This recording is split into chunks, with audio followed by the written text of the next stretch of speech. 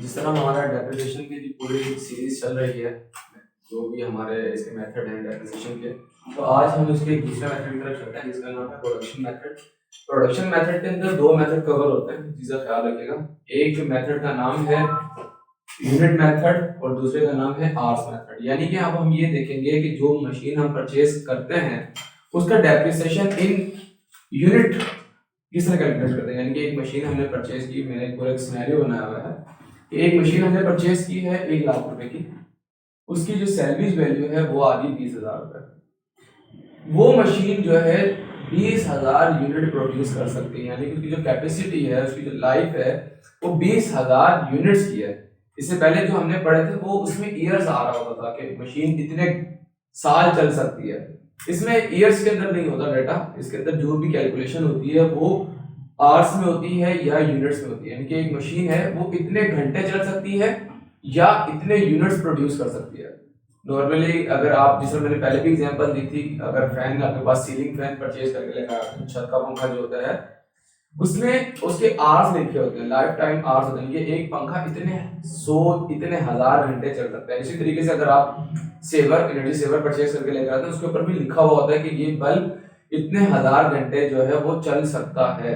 इसी तरह से मशीन की जो वर्किंग होती है वो घंटों के हिसाब से भी होती है और इसके अलावा वो यूनिट्स के हिसाब से भी होती है। यानी कि एक मशीन है, हमने एक डाटा लिया हुआ है, एक मशीन है उस वो 20,000 यूनिट्स प्रोड्यूस कर सकती है ओवरऑल। हम ये देखेंगे कि पहले साल उसने कितने यूनिट प्रोड्यूस किए, दूसरे साल उसने कितने यूनिट प्रोड्यूस किए और उसकी टोटल कैलकुलेशन, टोटल डेप्रिसिएशन किस तरह से कैलकुलेट होता है। ठीक है, जैसे जो भी सवाल एग्जाम में दिया जाएगा या जो भी बुक में होगा, सबसे पहले आपने देखना है कि मशीन की कॉस्ट क्या है, मशीन हमने कितने की परचेज की, मशीन की सैलरीज वैल्यू क्या है, दो चीजें। उसके बाद आपके पास टोटल प्रोडक्शन, यानी कि मशीन की टोटल प्रोडक्शन आनी चाहिए कि टोटल मशीन कितने यूनिट प्रोड्यूस कर सकती है। फिर इसके बाद जो आखिरी स्टेप होगा उसमें हमने ये देखना है कि एक मशीन ने एक साल में कितने यूनिट प्रोड्यूस किए। हमारे इस सवाल के मुताबिक 2017 के अंदर मशीन ने 6,000 यूनिट प्रोड्यूस किए हैं और 2018 के मुताबिक मशीन ने 5,500 यूनिट प्रोड्यूस किए हैं। अब हमने ये चेक करना है कि इतने यूनिट तो प्रोड्यूस कर रही है, लेकिन इन टर्म ऑफ अमाउंट, यानी कि पैसों के अंदर मशीन कितनी डेप्रिशिएट हुई, इसको कैलकुलेट करने का बहुत आसान तरीका, कोई मुश्किल नहीं है। हम चलते हैं इसके फॉर्मूले की तरफ। हमारा जो पहला मेथड है वो यूनिट मेथड है, इसके बाद हम लोग आवर्स मेथड करेंगे। तो यूनिट मेथड के मुताबिक जो इसका फॉर्मूला है वो ये लिखा हुआ है आपके सामने, कॉस्ट माइनस सैलरीज वैल्यू आ जाएगी और डिवाइड करेंगे हम टोटल प्रोडक्शन के साथ। जैसा कि इस सवाल के अंदर है कि मशीन की जो कॉस्ट है वो 1,00,000 है, यानी कि मशीन जो हमने परचेज की है वो 1,00,000 रुपए की है और इसकी जो सैलरीज वैल्यू है वो 20,000 रुपए आ रही है और इसकी जो टोटल प्रोडक्शन है, ये देखिए जो टोटल प्रोडक्शन है वो ड्राइव करके मैं यहां से वो यहां लेके जाऊंगा। जो टोटल प्रोडक्शन आ रही है वो 20,000 यूनिट्स में आ रही है। तो हम क्या करेंगे, हम जो इसको डिवाइड करेंगे, यानी कि जो भी हमारे पास मशीन की कॉस्ट आएगी उस कॉस्ट में से सैलरी वैल्यू को माइनस करें और टोटल से डिवाइड कर दें। तो टोटल जब आप डिवाइड करेंगे तो आप का एक यूनिट प्रोड्यूस होने में, यानी कि मशीन कोई एक चीज बनाती है उसका एक यूनिट बनाने में मशीन की 4 रुपए डेप्रिसिएशन आती है। मिसाल के तौर पे आपके पास जो मशीन है वो टायर बनाने वाली है, मशीन एक टायर जो बना रही है, टायर जब प्रोड्यूस होता है तो एक टायर के बनने के बाद मशीन की 4 रुपए की वैल्यू कम हो जाती है। ठीक है, सबसे पहले आपने प्रोडक्शन मेथड के अंदर पर यूनिट या पर आवर कैलकुलेट करना है, यानी कि एक यूनिट बनाने में मेरी मशीन की वैल्यू कितनी कम हुई। अब जब आप एक यूनिट की वैल्यू निकाल लेंगे तो आपके लिए सवाल को करना आसान हो जाएगा। क्यों? क्योंकि अब इस सवाल के मुताबिक 2017 के अंदर मशीन ने 6,000 यूनिट प्रोड्यूस किया। अब अगर हम 2017 का डेप्रिसिएशन निकालना चाहें तो हेडिंग डालेंगे 2017 की depreciation equal to per unit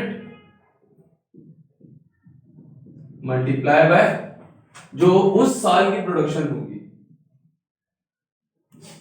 calculate करते हैं, आप लोग आंसर से कैलकुलेट करें क्या आ रहा है, 4 मल्टीप्लाई बाय 6,000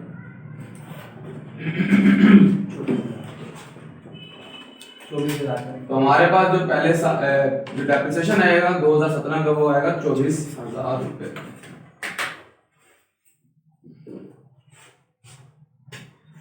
इस तरह से हमारे पास डेप्रिसिएशन कैलकुलेट हो जाएगा। देखिए सबसे पहले पर यूनिट निकालना है कि एक यूनिट बनाने में मशीन की कितनी वैल्यू यानी कि जो डेप्रिसिएशन है वो हो रहा है, फिर उसको आप उससे यूनिट से मल्टीप्लाई करते हैं कि उस साल मशीन ने कितने यूनिट प्रोड्यूस किए, तो टोटल 24,000 रुपए का डेप्रिसिएशन आ रहा है। अब अगले साल में जब हम लोग गए 2018 के अंदर, तो उसका डेप्रिसिएशन ऑब्वियसली चेंज हो जाएगा। क्यों? क्योंकि उसमें जो प्रोडक्शन है वो हमारी कम हो रही है।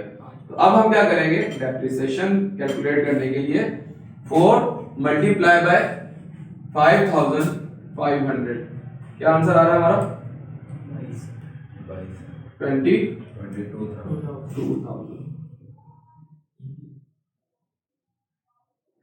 इस तरह से हम कैलकुलेट करते हैं प्रोडक्शन मेथड के अंदर। यहां तक की जो चीजें हैं वो इस तरह से हैं। अब इसके बाद जो चीजें कैलकुलेट की जाएंगी वो कहलाती हैं आपकी आवर्स मेथड, यानी कि 1 घंटा अगर मशीन चल रही है तो उसका डेप्रिसिएशन किस तरह से कैलकुलेट होता है।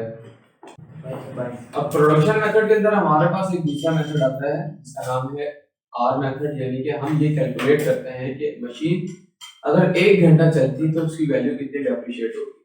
अभी इससे पहले जो हमने पढ़ा था वो था प्रोडक्शन मेथड। प्रोडक्शन मेथड के अंदर था वो हमारा यूनिट मेथड। यूनिट के अंदर ये था कि हम ये देख रहे थे कि हमारी मशीन कितने यूनिट प्रोड्यूस कर रही है तो उतनी डेप्रिशिएट हो रही है। अब दूसरे मेथड के अंदर हम देखेंगे मशीन कितने घंटे चलने पर डेप्रिशिएट होगी।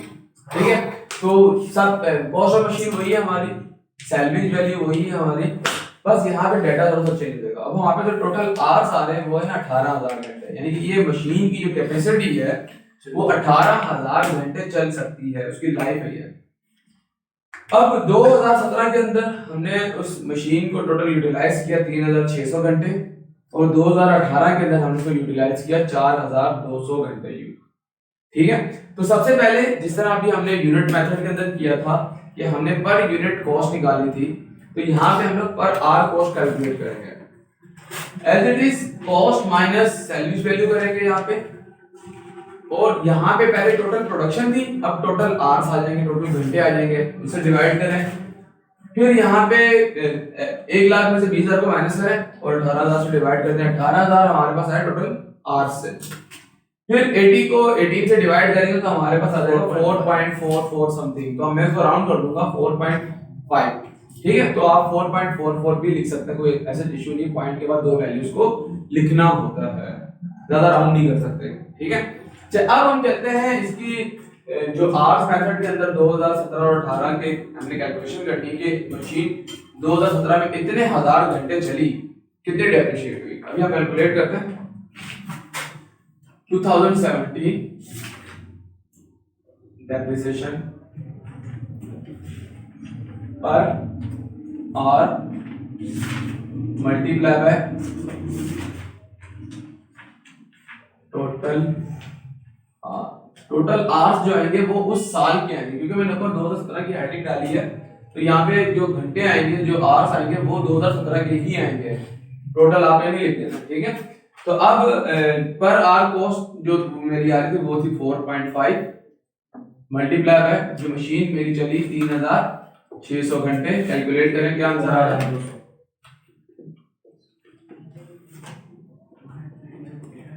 ना रहा 16,200 16,200 जो है हमारे पास डेप्रिसिएशन आ रहा है, यानी कि मशीन मेरी 2017 के अंदर 3,600 घंटे चली तो उसकी वैल्यू 16,200 रुपए से कम हो गई। ये कहलाता है डेप्रिसिएशन, यानी कि अगर घंटों के हिसाब से मैं कैलकुलेट करना चाहूँ तो मशीन मेरी 2017 के अंदर 16,200 से डेप्रिशिएट हुई। यदि हम चेक करते हैं 2018 के अंदर कितनी हुई,